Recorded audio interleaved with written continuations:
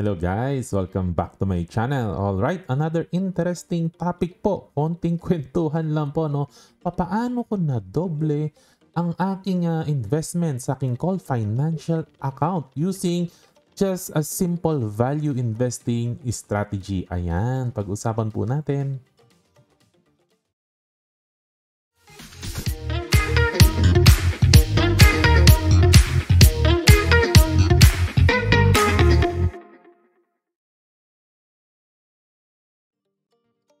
Welcome back. Ayan, how I doubled my money in my Call Financial account. Okay, no?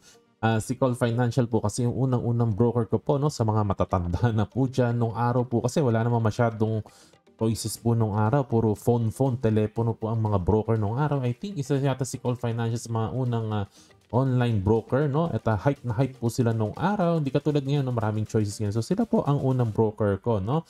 And for a very long time, sila lang ang only broker ko. Of course, now marami na po akong broker, no? And I started investing, alam na po na marami po sa inyo, no? Around mid or early 2013. And wala pong nangyari, no? Sa pera ko hanggang 2018, no? Kasi ang mga ginagamit ko po nung araw po, puro whole analysis, no? At isa po sa mga whole analysis na ginagawa ko, halimbawa lang po, no? Dito po sa Call Financial po, no? Pag tinignan niyo yung research, tapos fundamentals, investment guide, naglalagay sila ng fair value. And then, i-compare mo sa price. And nakikita mo doon yung upside. Minsan makikita mo 30% upside, no? 50% upside, 60% upside. So, syempre, ang ginagawa ko, hinahanap ko yung mga stock na pinakamalaki ang gap. Kung sino yung pinakamalaking upside, yun talagang pinaglalagyan ko ng kung ano-anong pera. Doon ko talaga pinaglalagay. Hanapin ko pa yung mga 100 plus ang upside. No? Yung talagang malaki ang gap. Yung madodoble ang pera ko. No? Yun ang mga whole analysis na ginagawa ko. No? And sometimes, ang isa pang whole analysis na ginagawa ko, hinahanap ko kung sino yung malaki ang ibinagsak sa share price, no, for the past 2-3 years. Titingnan ko sino yung malaking binagsak. Tapos inaantay ko na mag-stabilize yung price niya for a few months. At iniisip ko, nag-consolidate na yung presyo niya and it is poised to go up. Isa sa ginagawa ko. Kasi pati technical analysis, tamad din ako mag-aral. Fundamental analysis, tamad din ako mag-aral. Whole analysis naman. No? And sometimes, no, and that madalas din itong ginagawa ko, tinatanong ko yung mga kaibigan ko, pinuputakte ko ng tanong. Chinachat ko. Talagang kinukulit ko. Bigyan nyo naman ako ng tip, no? Yung mga kaibigan ko nagta-technical analysis. So, iba naman sa kanila, no? Nakukulitan na padadalan ako ng kung ano-anong chart. Yung mga gumaganong-ganon, tapos biglang gaganon. Yung mga kung ano-anong araw-araw silang ginagawa, no? Gina-justify nila yung charts na. Ako naman, syempre, bibiling ko. Syempre, nagtanong ako, di nakakaya naman ako, di ko bibili, no? So, yun. Mihingi ako ng tips. So, dito nang kagaling yung mga investment ko, no? And I ended up na break even kasi halos karamihan talaga ng pinaglagyan ko ng pera, no? After 5 years, wala negative. Puro palpak, talagang ayaw, no? At ang naalala ko pa po noon, ang nagbuhat lang ng portfolio ko, si SMPH, kasi parang nabili ko siya ng 15 and then sumipa siya hanggang 30. Siya lang talaga yung bumuhat. Kung hindi ko nabili si SMPH, wala pong nangyari sa portfolio ko po, no? Walang nangyari. Talagang negative pa. Pero dahil nabili ko sa SMPH, break even ako. Kung magkano ako nung umpisa, ganun din ako after 5 years, no? And very, very lucky, no? Na after 5 years ay bawi-bawi ako. Okay? Kahit na walang kinita, at least hindi naman nalugi. And then, I told myself, enough is enough, no? Enough is enough. And I started learning value investing. At yung natagpuan ko po talaga, ito rin yung time na nahilig ako sa podcast. Ayan. Alam mo yan na yung mga nakikinig ng mga drama, yung mga investigation. Ayan doon, mga sa, alam niyo na ba yung mga NPM, ganyan, no? Usong-usok kasi yung podcast nung araw. Ewan ko kung uso pa rin hanggang ngayon, no? And nakinig po ko dito sa The Investors Podcast na We Study Billionaires. At talagang every episode po kasi minsan may visitor po sila ng mga legendary investor. Nakikinig ako, tapos mga discussion nila, analysis nila, nakikinig talaga ako sa kanila. So doon ako unang natuto. And nakilala ko yung isa sa founder po nila. Ito pong si Stig Brodersen po, no? And na-meet ko na po siya. Ilang beses ko na po na-meet kasi pumupunta po madalas dito si Stig, no? Dito sa Pilipinas. Kasi yung staff po ng The Investors Podcast, karamihan po Pilipino po ang staff po nila, no? And syempre maganda po yun kasi nagkakaroon ng trabaho ang ating kababayan. So yun po, dito po ako talaga natuto sa Investor Spot kasi value investing po sila. And then sinundan ko, doon na ako nagbasa ng books, ganyan, and I read more about value investing and I started reading annual reports. Nakaka-intimidate po ang annual reports. Nagbabasa po ako noong una, talagang wala akong maintindihan talaga. Ang hirap po, nosebleed talaga, no? And yun, no? So I consume lahat na makita kong Warren Buffett, Charlie Munger na video sa YouTube, mga article, binabasa ko talagang halos lahat yata nabasa ko na tungkol kay Buffett tsaka kay Munger, no? Talagang kasi sila talaga ang lodi pagdating sa value investing.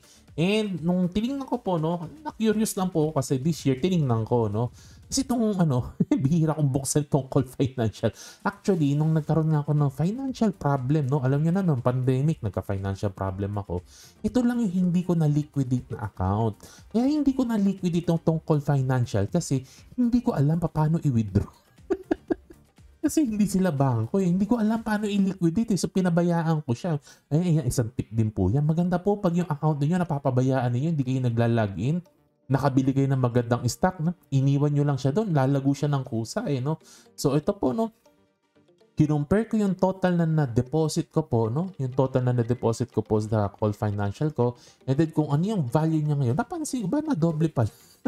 After 6 years, na doble pala or more than double, a little bit more than double. So very, very good, no? More than double in 6 years. Not bad on a flat market. Ang index po, hindi po gumalaw, no? In the past 6 years, wala po nangyari. And yet, no? Na-double naman po natin. So, anyways, hindi ko po ito sinishare para sabihin na magaling si Kuya John. Hindi po magaling si Kuya John. I feel na I still made a lot of mistakes nung simula na nag-value investing ako. Marami pa rin po akong kapalpakan na ginawa, no?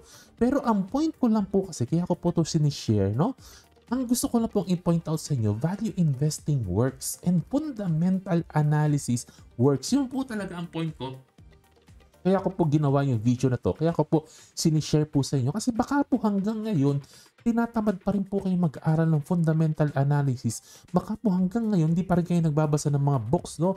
Hanggang ngayon po, ay hindi pa rin kayo nagbabasa ng annual reports, no? So, ang gusto ko pong sabihin sa inyo, it works. Kahit na si Kuya John ay syusyunga-syunga, katanga-tanga na, kahit na simple lang yung strategy ko sa value investing, hindi siya sophisticated eh, napakasimple na lang i-share ko mamaya, no? Gumana siya, yun ang gusto ko pong i-share po sa inyo, at yun po yung ini-encourage ko po sa inyo na mag-aral po kayo ng value investing at fundamental analysis kasi po, it works, no? Kasi akala ko dati mahirap aralin ang fundamental analysis kasi mag-aaral ka pa ng accounting, mag-aaral ka pa ng mga numbers, ratio, financial report, no? And I did not know na hindi naman ganun kahirap. And actually, it is so much fun. Napaka-saya. Value investing at saka ng fundamental analysis. Lalo pag nakikita natin na maski pa paano, gumagana naman po siya, no? Ayan. And I will share, no? I-share ko po, no, shortly, no, ano yung ginawa ko from 2018 to 2023 prior nung binuksan ko po yung channel na to.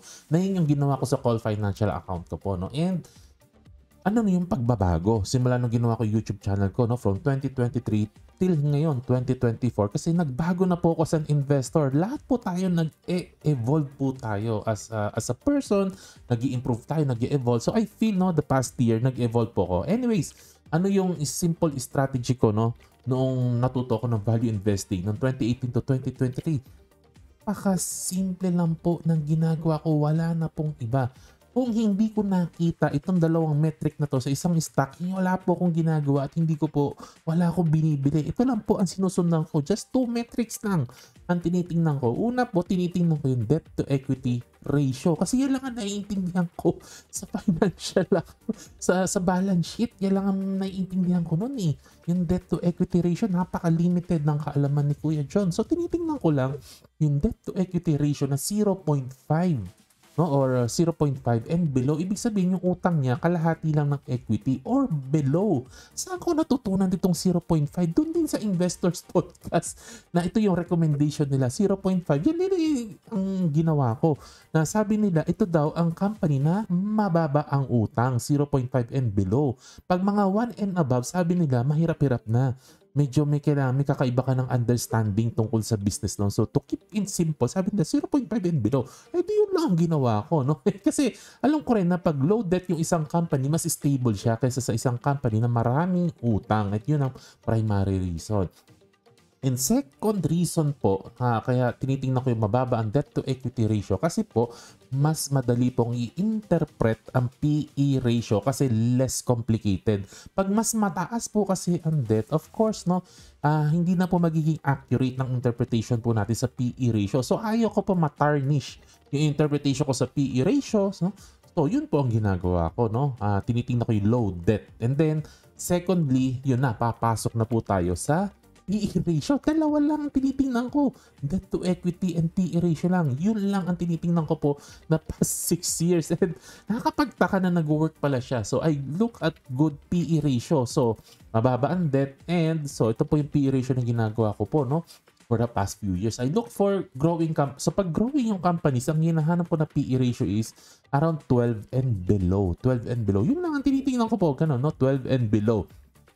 And kung nakikita ko naman ang company ay stagnant, hindi clear kung lumalago talaga, no?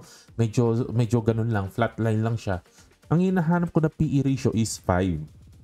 Kung below, kung kayang below, edi okay. So yun lang ganun. Pag growing, 12 and below. Kapag stagnant, 5 and below na PE ratio. Ganun lang. And then low debt.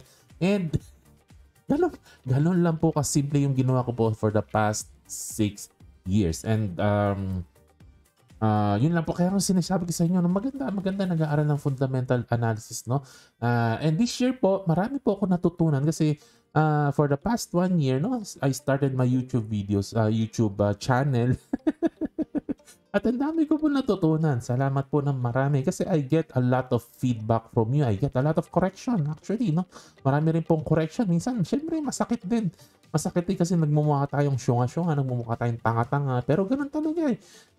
Hindi naman talaga tayo all-knowing, no? Hindi tayo all-knowing. So, kung may nakikita tayong correction na binibigyan ng viewer, di tanggapin lang po natin. Kung mali tayo, di mali. Ganun talaga.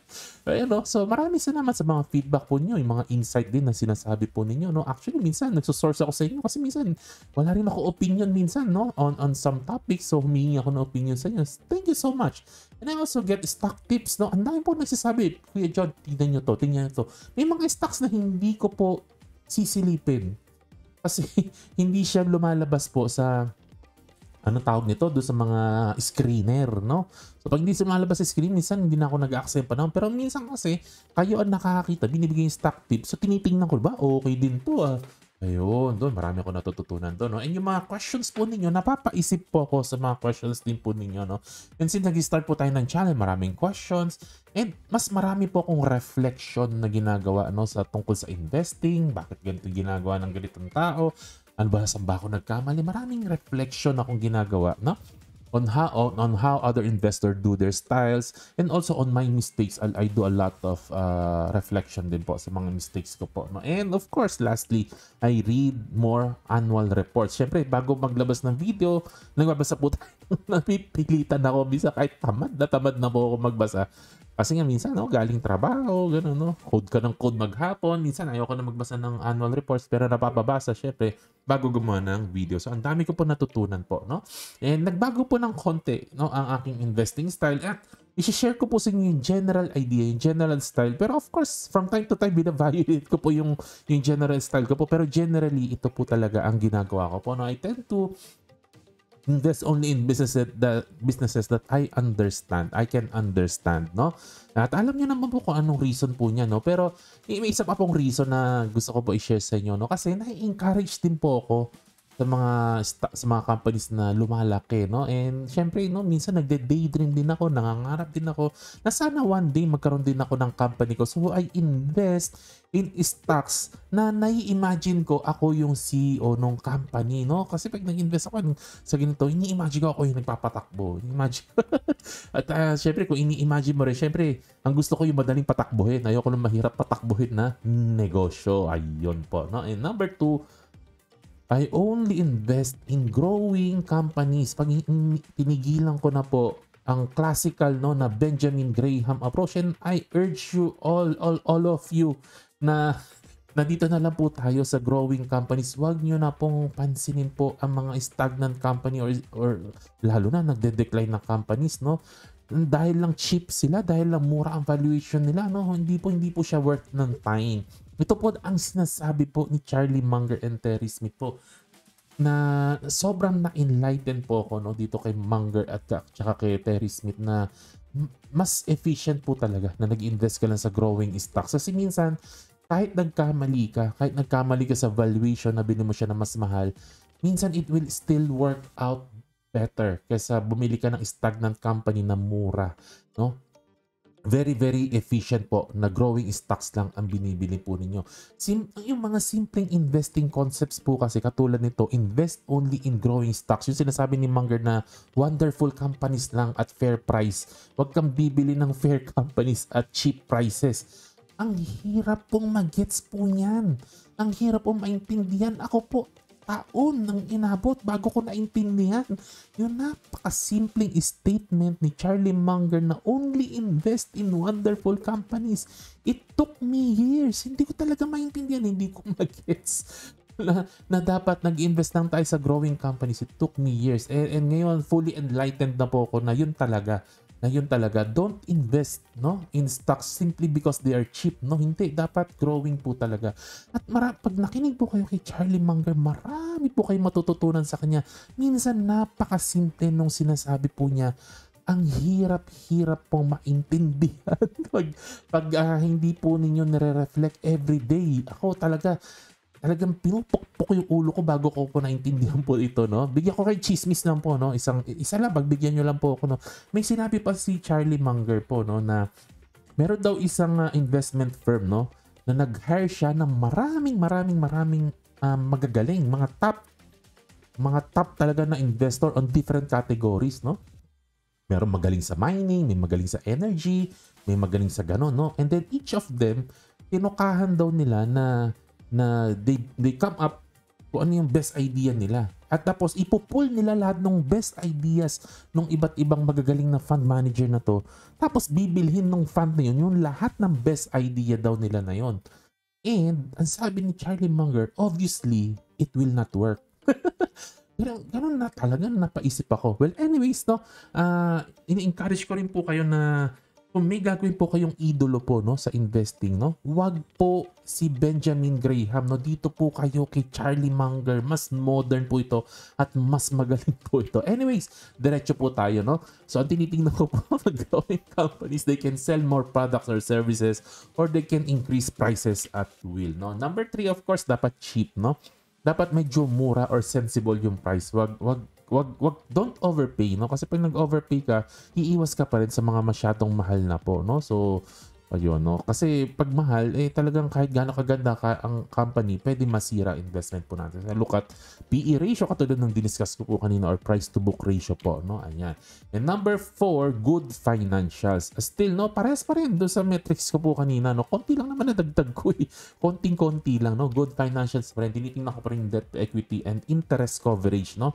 Tinitingnan ko po itong dalawang values po na to, no? And number 5, last na po ito, na talagang na-add po talaga sa investing philosophy ko, na only invest in stocks na may increasing dividends. Kasi protection po natin as investor po na nagbibigay ng dividends at increasing ang dividends packet. Wala po tayo sa Amerika, wala po tayo sa US, wala po tayo sa Japan, wala po tayo sa Europe. Napakaliit po ng Pilipinas at napakakonti ng investor. Ibig sabihin, translation, kahit nabili mo ang isang stock na sobrang undervalued, pwede kang ma-value trap ng decades kasi pwedeng walang makapansin sa stock na hawak mo, and that is reality. Kaya kailangan ng dividends, increasing dividends kasi pera na yan. And while you wait, no? Earn ka ng earn ng dividends, no?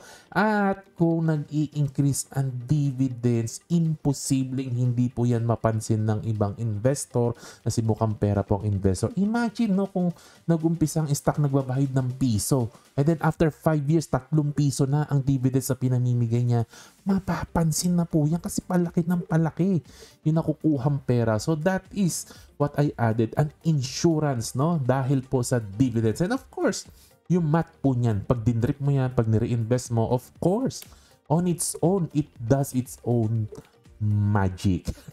No? And what do I look sa dividend rate, no? O dividend yield, no?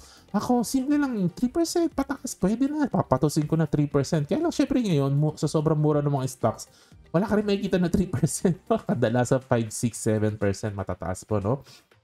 Pero 3% papatusin ko na yun. Basta nakikita ko kayang i-increase, kaya mag-grow ng company at kaya niyang increase yung dividends niya in the next few years to come, no? Ayun, no? And that's it. Ganoon lang. Napakasimple investing style, no?